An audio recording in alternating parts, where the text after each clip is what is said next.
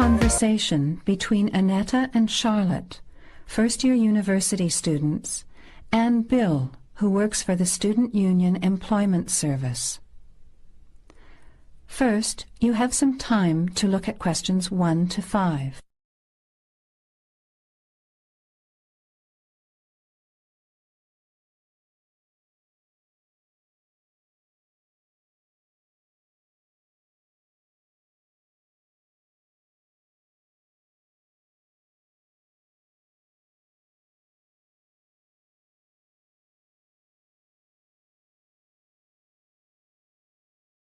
Hi Bill, this is my friend Charlotte. She's doing first year science too. Pleased to meet you, Charlotte. Annetta told me you want some part-time work. Now, I just have to complete your details on the computer. What's your surname? Johnston. With an E? Yes, Johnstone.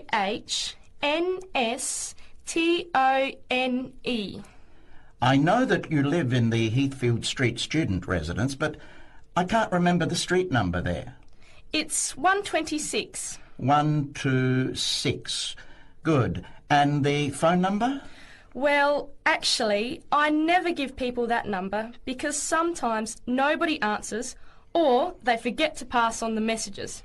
So, I bought a mobile phone yesterday, but I can't remember the number.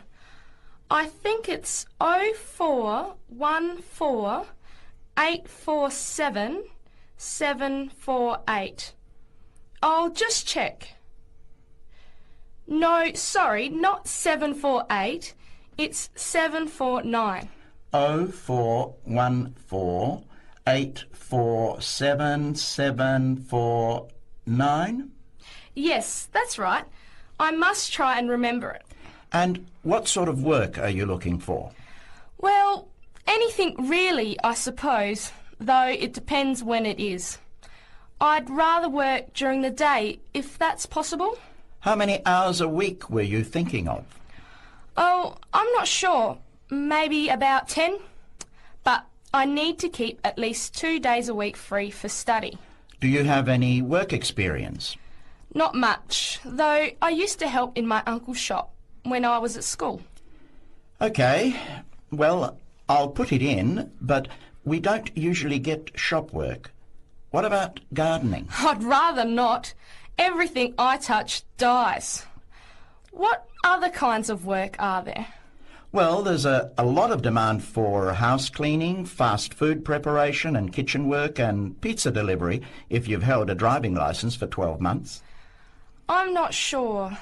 Can I have a look at the vacancies while you talk to Annetta? Before the conversation continues, you have some time to look at questions 6 to 10.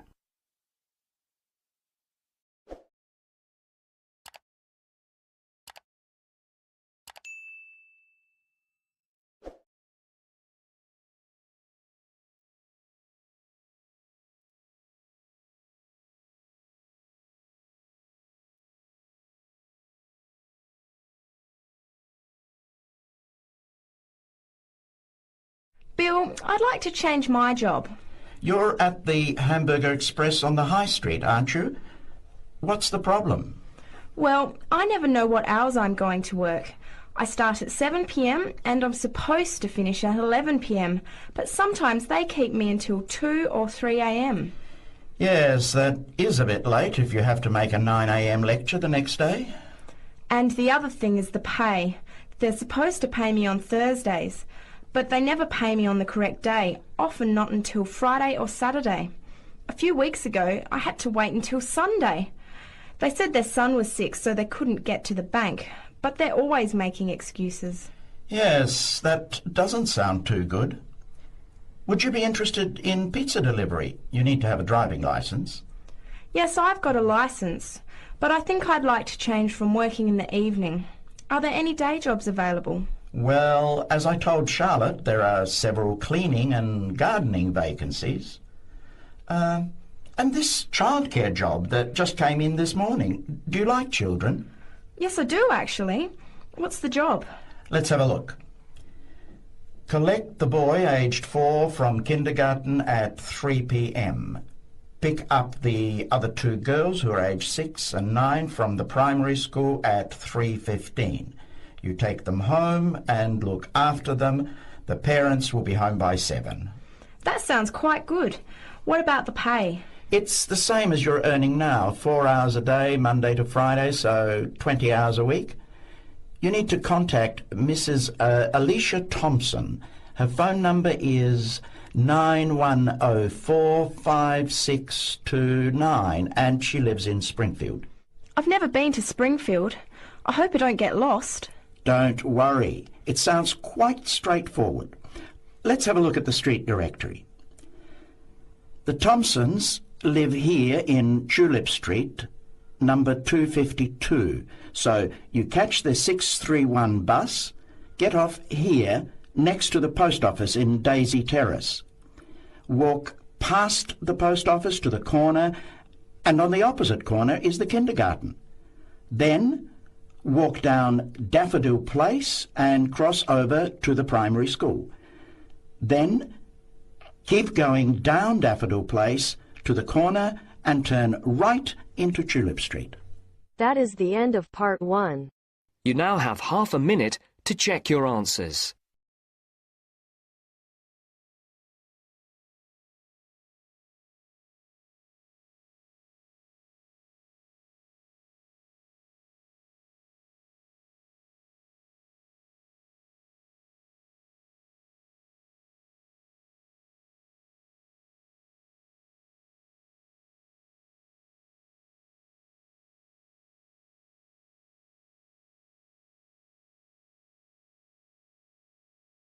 Now turns to part 2. Part 2. You will hear a talk by a tour guide. First, you will have some time to look at questions 11 to 17.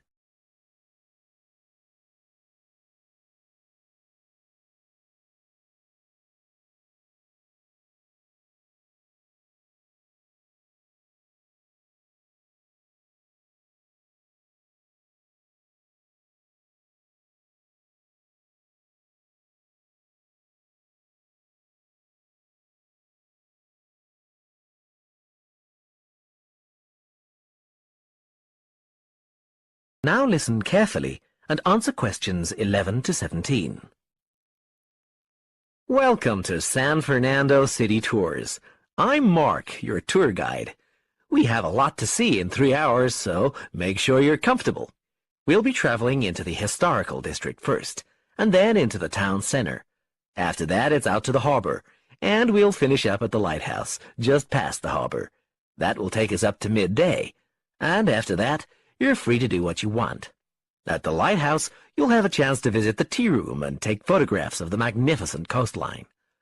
Now, as we have only 3 hours, we won't be able to take you around the shopping district, but we think you'd prefer to look around the shops there in your own time anyway. San Fernando has some well-known tourist attractions, the lighthouse, for example, and the National Library.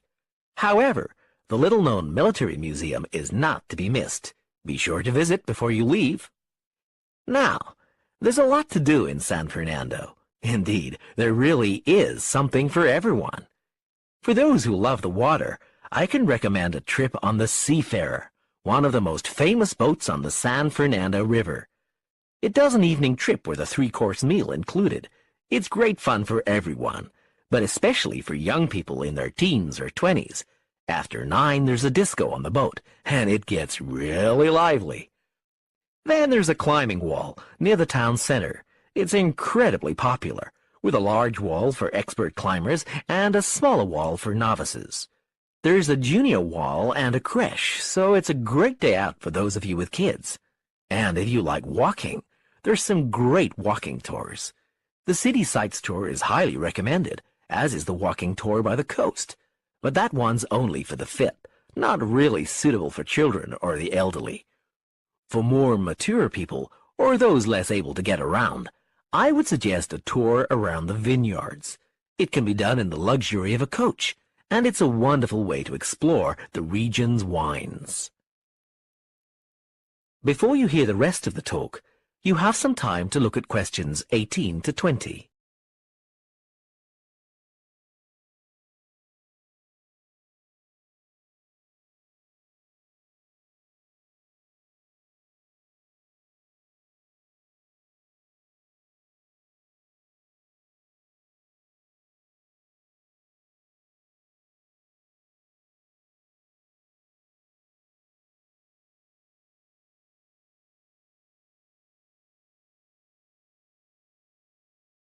Now listen and answer questions 18 to 20. Naturally, there's a charge for all these attractions, but you can get 15% off if you have an Explorer pass. If you don't have a pass but would like one, the driver here has application forms. Just ask him for one and fill it out while on the tour. Then you hand it into the tour office. Normally, it costs $10, but this year it's just $7. When you hand it in, you'll get your picture taken for the card on the spot, and then your card is ready to use. Remember to show it whenever you pay for anything. The discounts apply not just to tourist attractions, but some bars and restaurants. Basically, everywhere you see a red Explorer symbol. Ah, we're coming up to the historical district now. If you'd like to look at... That is the end of part 2. You now have half a minute to check your answers.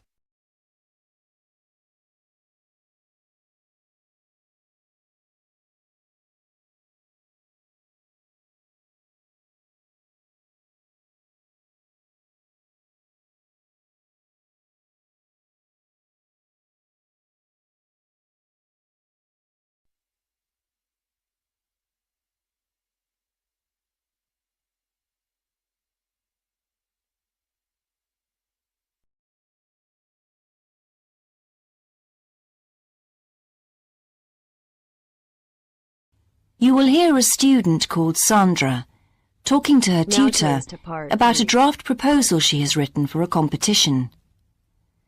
First, you have some time to look at questions 21 to 24.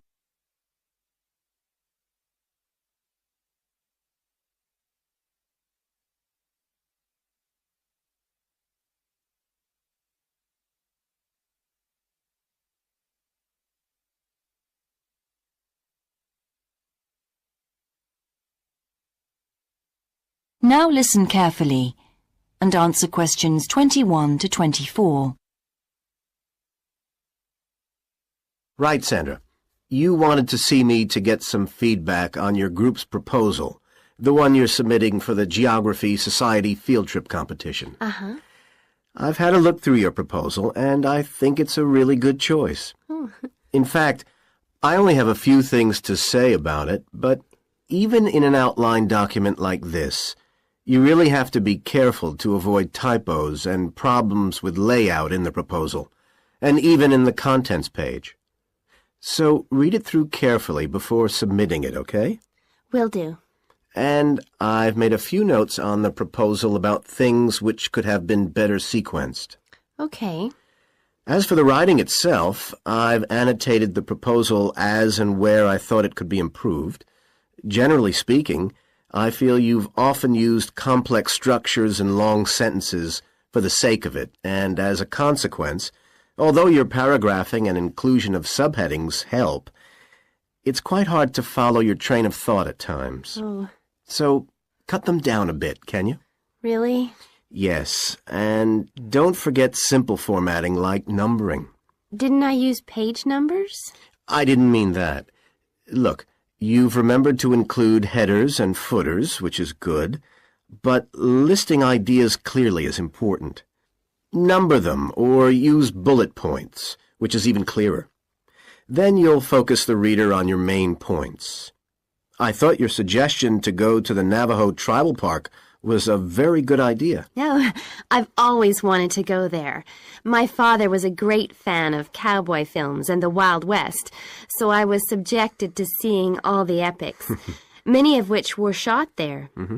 As a consequence, it feels very familiar to me, and it's awesome, both geographically and visually. So it's somewhere I've always wanted to visit. The subsequent research I did and the online photographs made me even keener. Before you hear the rest of the conversation, you have some time to look at questions 25 to 30.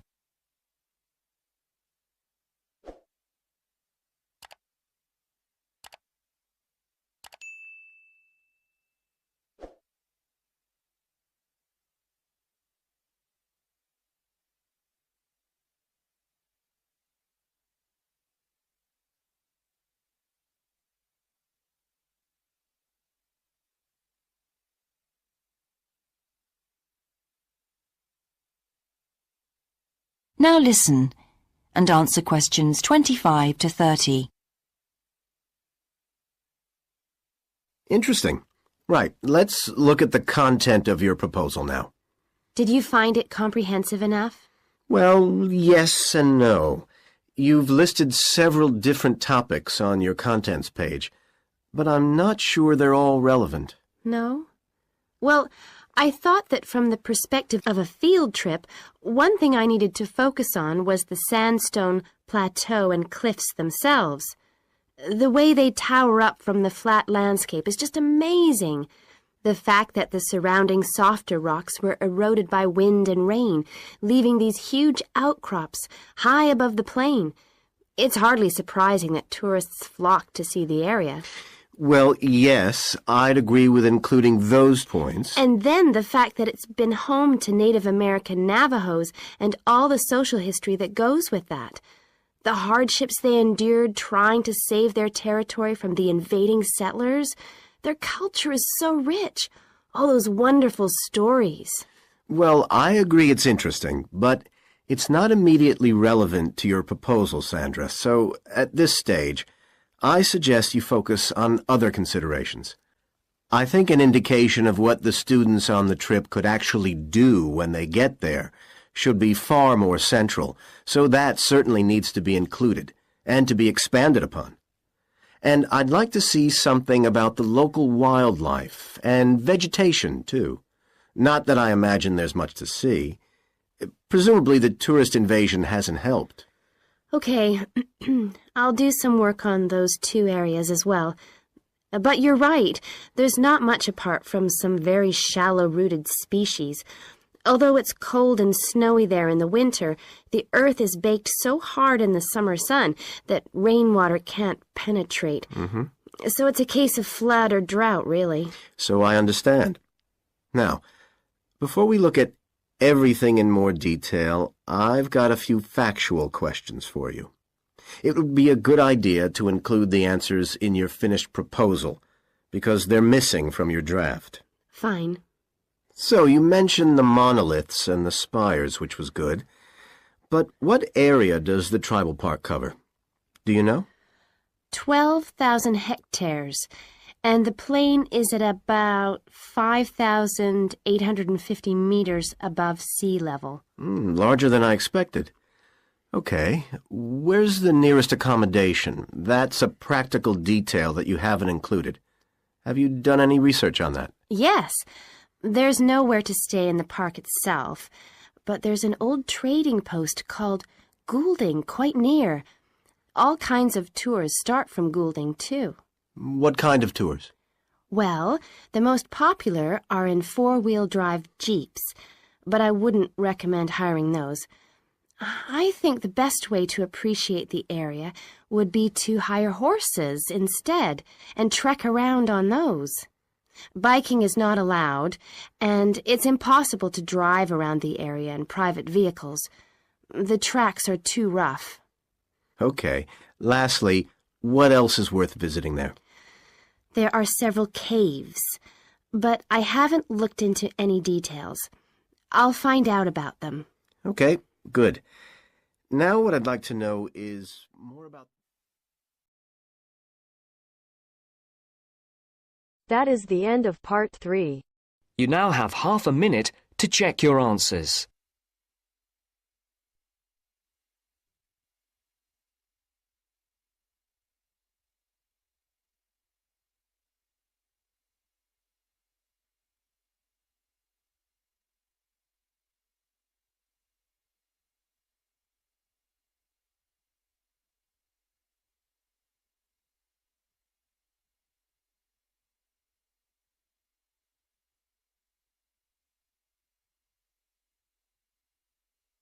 Now turns to part 4. Part 4. You will hear a lecturer's introduction to a geography module. First, you have some time to look at questions 31 to 40.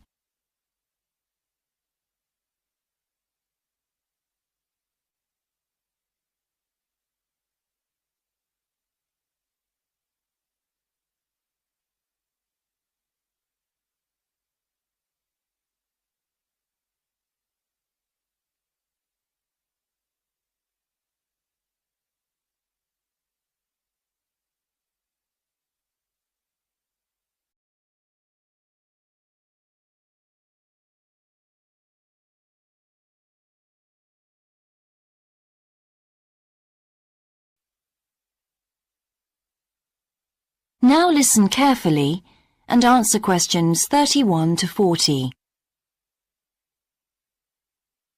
So, welcome to your introductory geography lecture. We'll begin with some basics. Firstly, what do we learn by studying geography? Well, we learn a great deal about all the processes that have affected and that continue to affect the Earth's surface. But we learn far more than that, because studying geography also informs us about the different kinds of relationships that develop between a particular environment and the people that live there. Okay, we like to think of geography as having two main branches. There's the study of the nature of our planet, its physical features, what it actually looks like, and then there's the study of the ways in which we choose to live and of the impact of those on our planet. Our current use of carbon fuels is a good example of that. But there are more specific study areas to consider too, and we'll be looking at each of these in turn throughout the semester. These include biophysical geography, by which I mean the study of the natural environment and all its living things. Then there's topography. That looks at the shapes of the land and oceans. There's the study of political geography, and social geography too, of course, which is the study of communities of people. We have economic geography, in which we examine all kinds of resources and their use, agriculture, for example. Next comes historical geography, the understanding of how people and their environments and the ways they interact have changed over a period of time. And urban geography, an aspect I'm particularly interested in, which takes as its focus the location of cities, the services that those cities provide, and migration of people to and from such cities. And lastly, we have cartography. That's the art and science of map making. You'll be doing a lot of that. So, to summarise before we continue, we now have our key answer. Studying this subject is important because without geographical knowledge, we would know very little about our surroundings and we wouldn't be able to identify all the problems that relate to them. So, by definition, we wouldn't be in an informed position to work out how to solve any of them.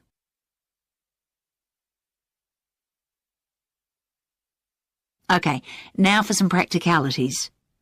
What do geographers actually do? Well, we collect data to begin with. You'll be doing a lot of that on your first field trip. How do we do this? There are several means. We might, for example, conduct a census, count a population in a given area perhaps. We also need images of the Earth's surface which we can produce by means of computer generation technology or with the help of satellite relays. We've come a very long way from the early exploration of the world by sailing ships when geographers only had pens and paper at their disposal. After we've gathered our information, we must analyse it. We need to look for patterns, most commonly those of causes and consequences. This kind of information helps us to predict and resolve problems that could affect the world we live in. But we don't keep all this information confidential. We then need to publish our findings so that other people can access it and be informed by it. And one way in which this information can be published is in the form of maps. You'll all have used one at some stage of your life already. Let's consider the benefits of maps from a geographer's perspective. Maps can be folded and put in a pocket and can provide a great store of reference when they're collected into an atlas. They can depict the physical features of the entire planet if necessary, or just a small part of it in much greater detail. But there is a drawback. You can't exactly replicate something that is three-dimensional, like our planet, on a flat piece of paper, because paper has only 2 dimensions. And that means there'll always be a certain degree of distortion on a map. It can't be avoided. We can also use aerial photographs, pictures taken by cameras at high altitude above the Earth. These are great for showing all kinds of geographical features that are not easy to see from the ground.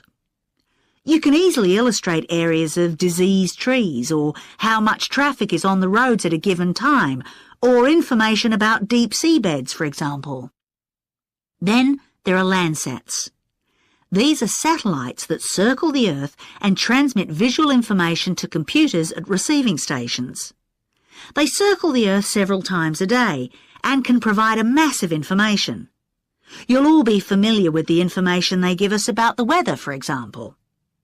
So, what we're going to do now is look at a short presentation in which you'll see all these tools.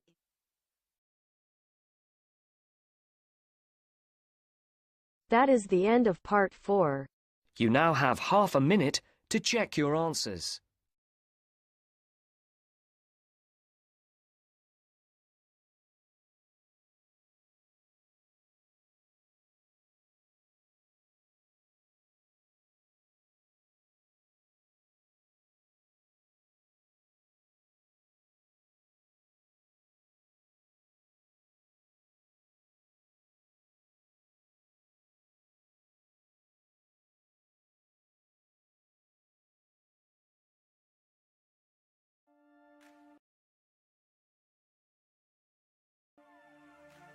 That is the end of the listening test. In the Ielts test, you would now have 10 minutes to transfer your answers to the answer sheet.